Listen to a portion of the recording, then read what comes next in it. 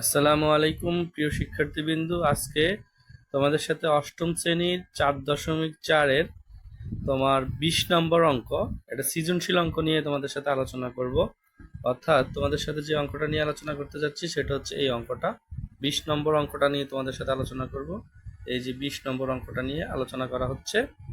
তো 20 নম্বর অঙ্কটাতে যেটা দেওয়া আছে দেখো, এইখানে 3x - 5y + 3z এবং 3x + 5y - 2z দুটি বীজগণিতীয় রাশি। এখানে দুইটা বীজগণিতীয় রাশি উদ্দীপকে দেওয়া আছে, এটা উদ্দীপকে দেওয়া আছে দুটো বীজগণিতীয় রাশি। এখন দেখো আমাদের ক নম্বরটাতে যেটা করতে বলছে সেটা হচ্ছে প্রথম রাশিটির বর্গ নির্ণয় করো। তো আমরা প্রথম রাশিটির বর্গ নির্ণয় করব। তো চলো এবার আমরা অঙ্কটা করি। প্রথম রাশিটির বর্গ নির্ণয় করব, চলো।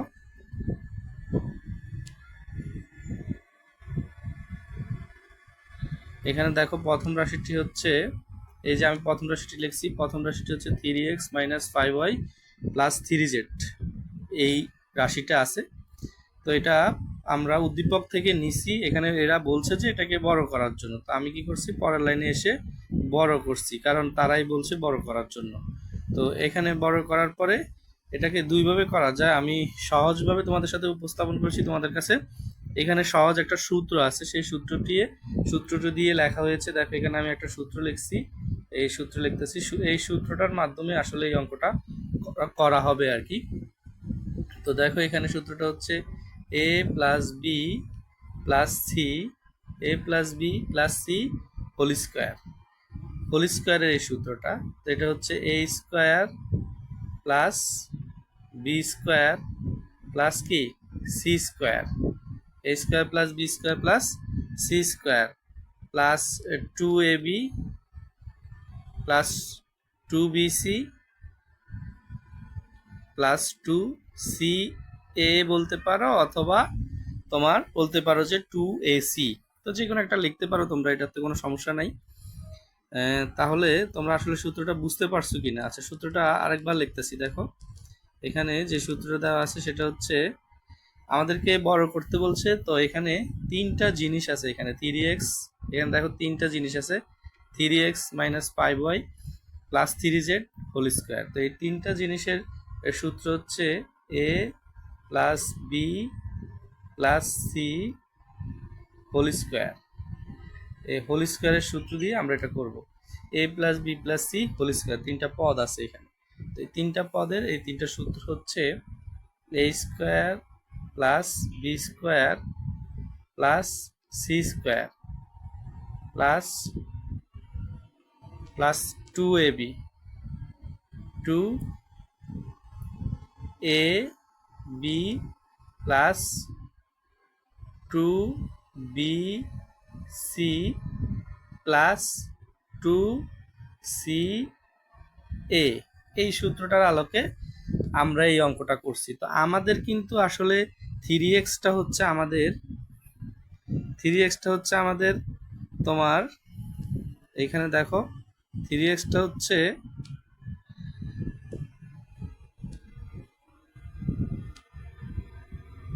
3xটা হচ্ছে আমাদের, এখানে যে 3xটা সেটা হচ্ছে আমাদের a, আর এই যে 5y টা দেখো ভালো করে, এই যে 5yটার মধ্যে কিন্তু -5y আছে, দেখছো 5y এর আগে দিয়ে -5y আছে। তো আমরা যখন b লিখতে যাব, সূত্রের মধ্যে আমরা যখন b লিখতে যাব তখন -5y দিব। আর এখানে দেখো প্লাস 3z আছে, 3z কিন্তু ঠিক থাকবে, ঠিক আছে। 3z হচ্ছে c, আমাদের a হচ্ছে 3x, b হচ্ছে -5y, আর সি হচ্ছে 3z। এই আলোকে আমরা অঙ্কটা করব। এখন দেখো এখানে আমরা শুরু করতে যাচ্ছি অঙ্কটা। দেখো এখানে 3x, প্রথমত 3x আমরা এ ধরবো, তো সেটা হচ্ছে a², 3x হচ্ছে a², এরপরে সূত্রের প্লাস, এটা হচ্ছে সূত্রের প্লাস, এরপরে হচ্ছে b²। তো বি যেহেতু আমাদের -5y², সেহেতু -5y² এর মধ্যে b²। এরপরে সি হচ্ছে 3z, c²। এরপরে সূত্রের আলোকে দেখো এখানে a², b² c², আমরা a², b², c², আমরা যেহেতু a রে ধরছি 3x, b রে ধরছি 5y, সিতে যেহেতু ধরছি আমরা 3z, সেই আলোকে আমরা লিখছি -5y, যেহেতু বি সেহেতু -5y এর মধ্যে হোল স্কোয়ার পড়ছে। এবার আসো আমরা +2ab লিখবো। এখানে দেখো 2ab, এই যে 2 সূত্রের 2, তারপরে সূত্রের 2 পরে আছে a হচ্ছে 3x, b হচ্ছে -5y, তো 2ab লিখছি। 2ab লেখার পরে লিখবো 2bc, এই 2bc তাহলে প্লাস সূত্রের প্লাস 2bc, b -5y এই কারণে -5 হচ্ছে, তারপরে প্লাস 2ca, তো 2c হচ্ছে 2c হচ্ছে 3z আর a হচ্ছে 3x। আশা করি সূত্র অনুযায়ী লেখাটা তোমরা বুঝতে পারছো। সূত্র অনুযায়ী লেখাটা বুঝতে পারলে এবার আসো আমরা 3x স্কোয়ার মানে কত, 9x স্কোয়ার, মাইনাসের উপরে স্কোয়ার থাকা মানে হচ্ছে মাইনাসের উপরে স্কোয়ার মানে হচ্ছে মাইনাস কয়টা, মাইনাসের উপরে স্কোয়ার মানে মাইনাস হচ্ছে 2টা, মাইনাস ইন্টু মাইনাস সমান সমান মাইনাস মাইনাসে কি হয়, মাইনাস মাইনাসে কি হয়, প্লাস হয়, মাইনাস মাইনাসে কি হয়, প্লাস হয়। আসলে এখানে এই যে মাইনাস ইন্টু মাইনাস, তাহলে মাইনাস মাইনাসে কি হয়, প্লাস হয়। তা আমাদের এখানে দেখো মাইনাসের 5 স্কোয়ার মানে প্লাস হয়ে গেছে, আর 5-এর উপরে স্কোয়ার মানে 25y স্কোয়ার, এবং 3z স্কোয়ার 9z স্কোয়ার। এরপরে এখানে দেখো আগে আমরা এই অংশটা গুণ হবে, তো অংশটা গুণ করার সময় আমরা প্রথমত প্লাস এটা আর এই মাইনাস এটা গুণ করব, চিহ্ন আগে গুণ করবো, তো প্লাসে মাইনাসে মাইনাস, যার কারণে আমরা মাইনাস লিখছি। এরপরে হচ্ছে 3 দুগুণে 6, 5 6 30, এরপরে এক্স আর ওয়াই। আশা করি বুঝতে পারছো। তারপরের অংশ দেখো এখানে আছে +2 -5y 3z, তা আগে চিহ্ন গুণ করবো, প্লাসে মাইনাসে কি, প্লাসে মাইনাসে হচ্ছে মাইনাস, প্লাসে মাইনাসে কি মাইনাস, এই মাইনাস বসছে। এরপরে 5 দুগুণে 10, 3 10 30 yz। এরপরে দেখো এখানে 3 দুগুণে 6, এই তারপরে 3 6 18 এক্সেট। আশা করি তোমরা অঙ্কটা বুঝতে পারছো।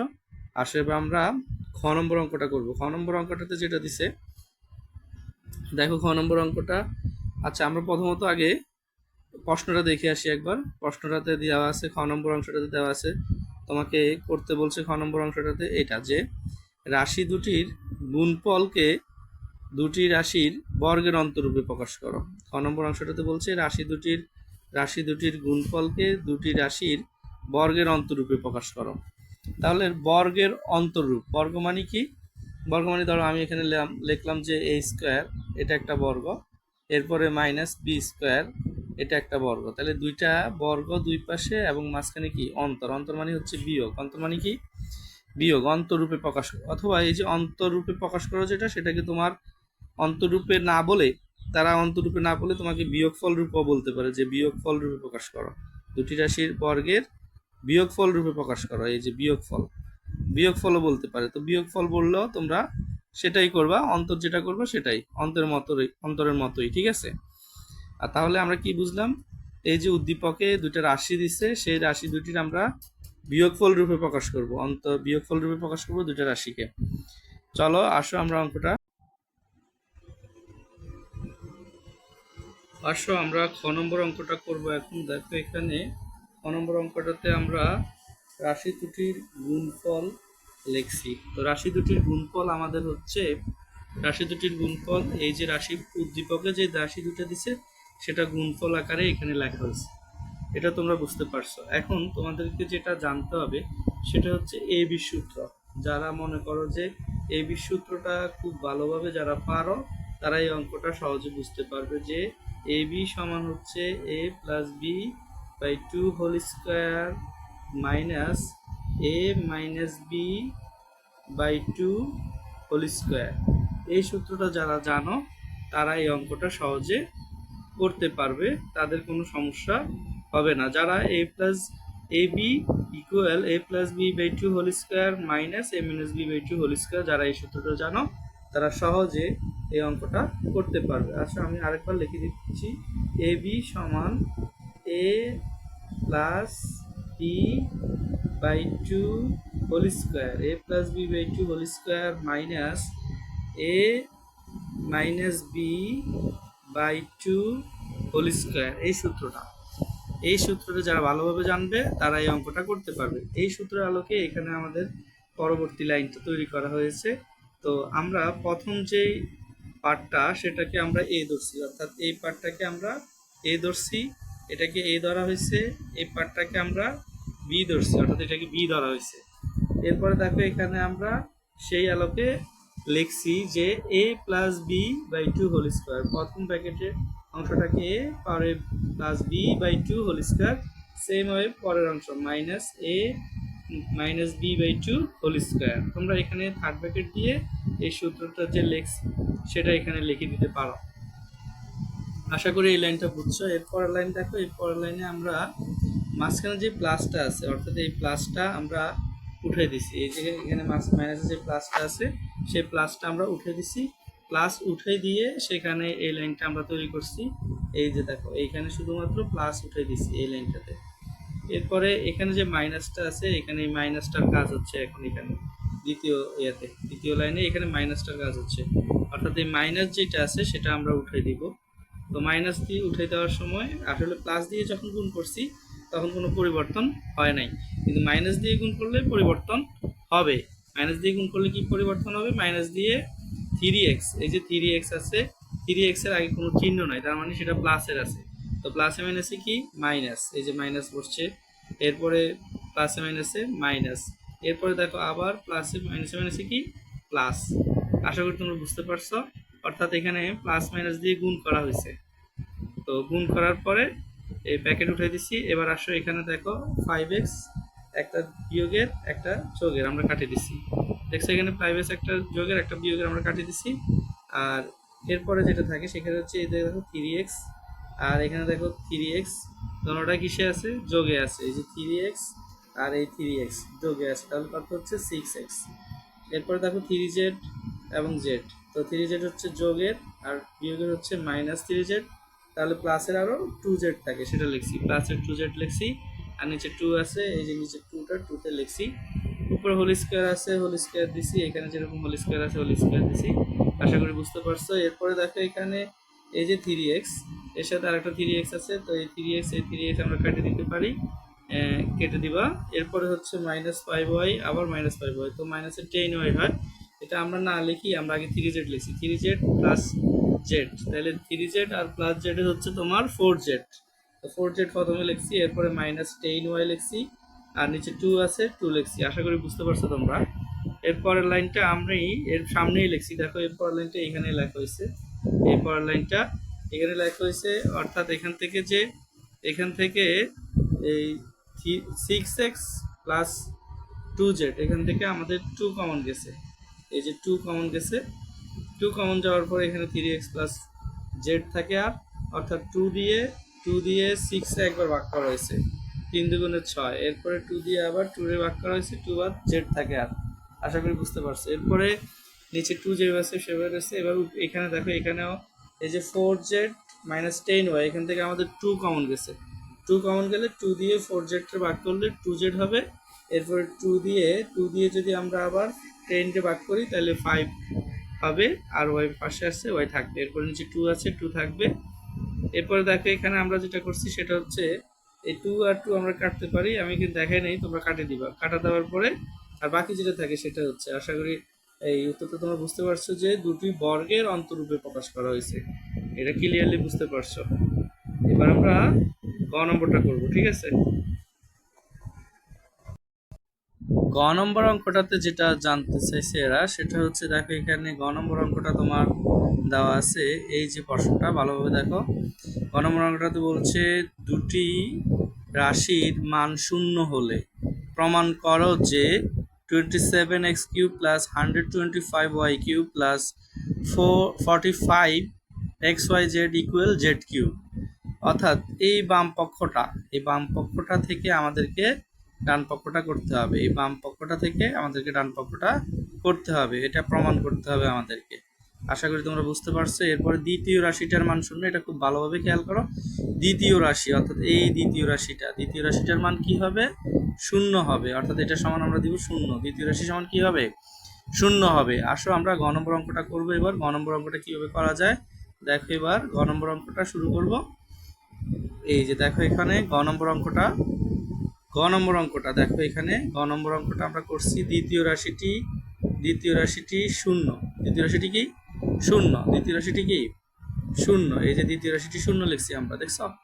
লেখার পরে এবার আমরা দ্বিতীয় রাশি উদ্দীপক থেকে নিয়ে আসছি যে 3x plus 5y minus Z equal 0। দ্বিতীয় রাশির জায়গায় আমরা লিখছি 3x plus 5y minus Z. এরপরে এই যে মাইনাস জেডটা আছে, দেখো এখানে এই যে মাইনাস জেড, এটা যদি সমানের ওই পাশে যায়, সেটা মাইনাস থাকলে কি হবে, প্লাস হবে, জেড প্লাসের হয়ে গেছে। তাহলে আমরা পাচ্ছি 3x প্লাস 5y সমান জেড। আশা করি বুঝতে পারছো। তারপরে ওই যে উদ্দীপক থেকে থেকে প্রশ্ন থেকে বাম পক্ষটা আমরা লিখে নিছি, যেটা থেকে আমরা অঙ্কটা করব, বাম পক্ষটা লিখে আমরা ডান পক্ষটা তৈরি করব, সেটা আমরা উদ্দীপক থেকে দেখি এখানে লিখে নিছি। এই বা বাম পক্ষ থেকে বাম পক্ষটা লিখে নিছি। এবার এখানে দেখো এই যে 27, তোমার এখানে 3x হোল কিউব দেওয়া যায়, 3x 3 উপরে কিউব হলে 27, এক্স করে তোমরা জানো 125y কিউবটা আমরা 5y হোল কিউব দিতে পারি। এরপরে প্লাস যেই 45xy আছে সেটা যেভাবে আছে সেভাবে বসছে। এবার দেখো এখানে মূলত এই যে 3x কে যদি আমরা a ধরি আর ও 5y কে যদি আমরা b ধরি, অর্থাৎ a cube plus b cube, এই অনুসিদ্ধান্তের সূত্রটা এখানে অ্যাপ্লাই করব। a plus B whole cube, a plus B whole cube minus 3ab